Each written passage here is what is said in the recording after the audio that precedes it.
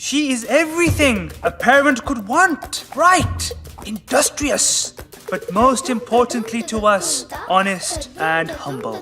We are very blessed to have Pia as our daughter. क्या बात है sir, क्या बात है सर, क्या बात है, ये बात है। अरे सर क्या बात है, पहचानो नहीं, अरे हमारी बच्ची है किसी और की बच्ची है। My life is Hindi, but my wife is English. सरकारी स्कूल में जाएगी तो कुछ नहीं सीख पाएगी। कोई अंग्रेजी में बात करेगा तो उसकी रूह कांप जाएगी। फिट नहीं हो पाएगी ना सोसाइटी में, तो लोनली और डिप्रेस हो जाएगी। और अगर उसे ड्रग्स लेना शुरू कर दिया तो हमने भी सोचा हमारी बच्ची अंग्रेजी स्कूल में पढ़ लिख लेगी तो भाई हाई फाई हो जाएगी, तो हमने उसके स्कूल के एडमिशन के लिए सब कुछ किया। यार ये 5 स्टार होटल है कि स्कूल है? आजकल के स्कूल भी ना किसी 5 स्टार होटल से कम नहीं है। स्विमिंग पूल की स्पेलिंग आती है तुमको? यार जो बता दी तो नहाने देंगे। अच्छा चलो बताओ। हाँ? क्या है? स्विमिंग। हाँ तो ऐसे तो आगे अपने पहले आ गया। आगे तो आगे हिसाब लगा लो, उसमें क्या इतनी दिक्कत थोड़ी है, मुश्किल है क्या? तारे गिन याद च तेरी मैं ता जगा रातां नू रोक न पावा अखियां विचों गम। यार घर चेंज कर लिया, टीवी एक्सचेंज कर लिया, अब तू मुझे एक्सचेंज ना कर लियो मिट्टू। आज से मिट्टू मिट्टू कहना बंद करो प्लीज।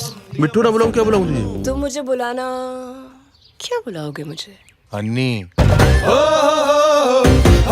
4 स्कूलों के रिजल्ट आ गए, हमारी पिया का नाम नहीं आया कहीं। एक ऑप्शन है, फॉर्म भर दीजिए ना गरीब कोटा से। अब कुछ नहीं हो सकता, आपको गरीब थोड़ी बन जाएंगे। तो बन जाते हैं ना गरीब। हैं? पापा डेंगू। क्या कहा? क्या हुआ? कहाँ पे? क्या हुआ? अरे भाई साहब क्या है ये? ये देखो भाई साहब, ये है डेंगू चिकनगुनिया। अरे यार इस देश में अंग्रेजी जबान नहीं है, क्लास है राज, क्लास। जैसे चमकेंगे देखे है साडी अखियां ने ए सपने अमरा दे। और इस क्लास में घुसने के लिए एक अच्छे स्कूल में पढ़ने के अलावा और कोई रास्ता नहीं। पिया फ्रॉम आज से ना केवल इंग्लिश ओनली। मम्मा छोटी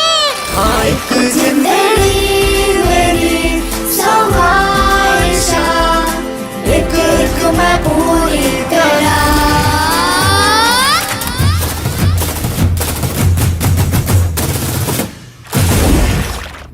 Today God promise I speak English because English is India and India is English.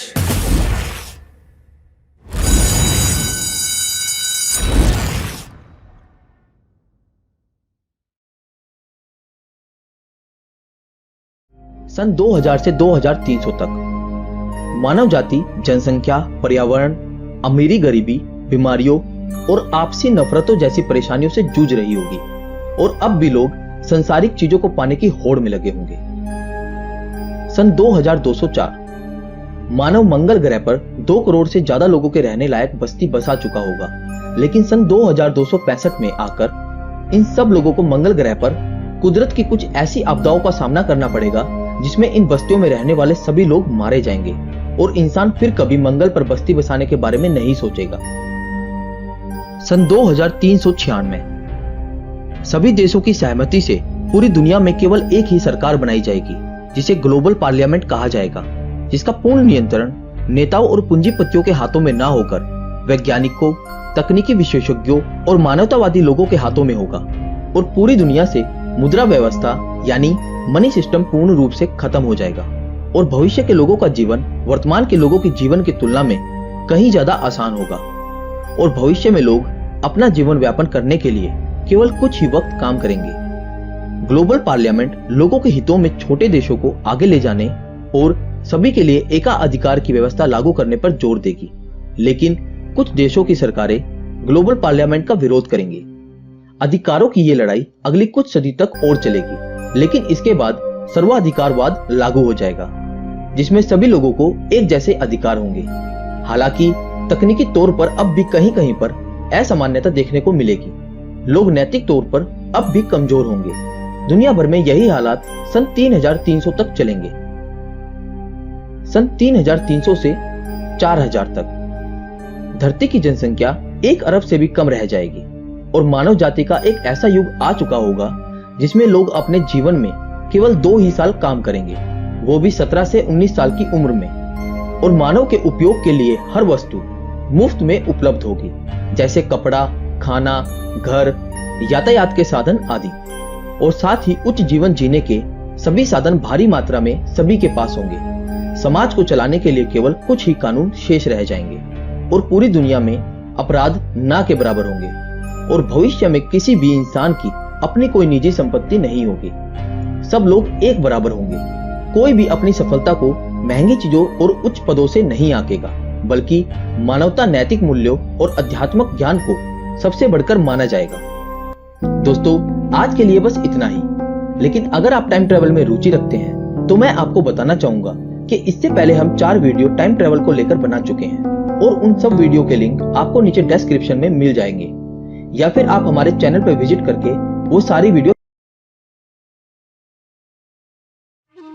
आज दुनिया में लगभग 200 देश हैं और इन सभी देशों के पास अपनी एक विशेष पहचान और एक खास नाम है। इन 200 देशों में केवल भारत ही एकमात्र ऐसा देश है जिसके ऑफिशियली 2 नाम हैं, इंडिया और भारत। हमारे संविधान में भी इन्हीं दोनों नामों को स्वीकृति दी गई है।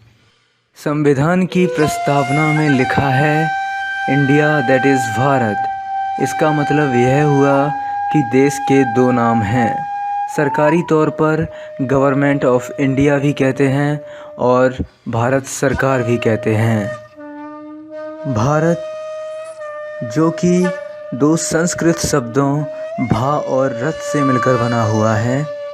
भा का मतलब होता है ज्ञान और रथ का मतलब होता है लिप्त, यानी कि जिसका मतलब हुआ ज्ञान में लिप्त।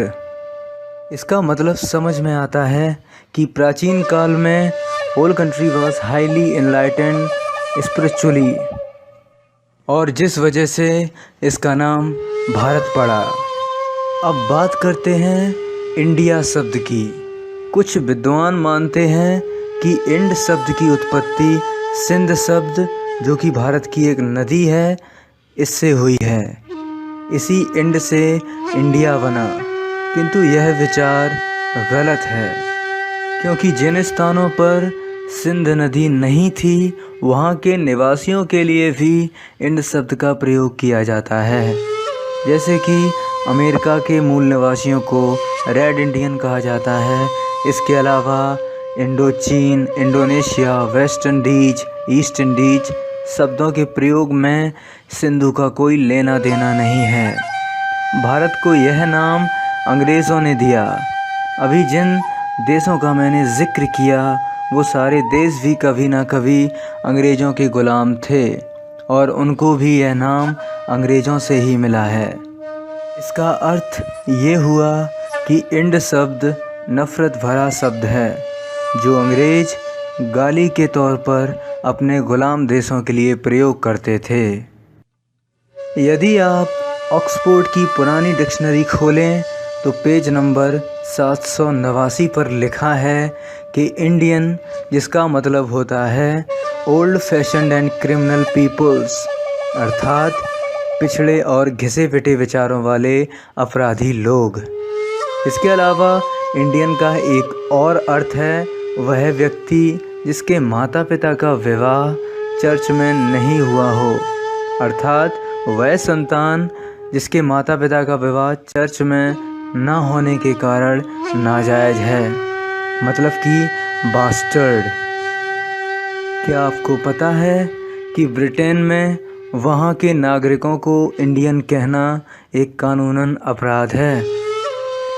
आपने पढ़ा होगा अंग्रेज़ों के समय में सिनेमा घरों और कई सार्वजनिक जगहों पर एक बोर्ड लगा रहता था और जिसमें लिखा रहता था कि dogs and Indians are not allowed. इसी से आप अंदाज़ा लगा सकते हैं कि अंग्रेज़ों के लिए इंडियंस की क्या वैल्यू थी। भारत का नाम इंडिया क्यों है, इसका मतलब क्या होता है, यही सवाल पूछकर एक सामाजिक कार्यकर्ता ने केंद्र सरकार को मुश्किल में डाल दिया है। इस सवाल ने सरकारी दफ्तरों में हलचल मचा रखी है, क्योंकि सरकार के पास फ़िलहाल इसका कोई जवाब नहीं है।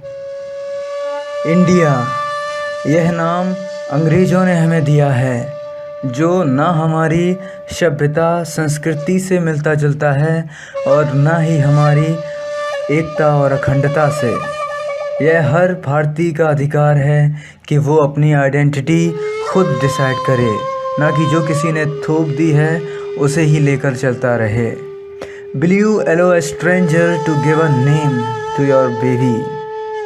Think about it.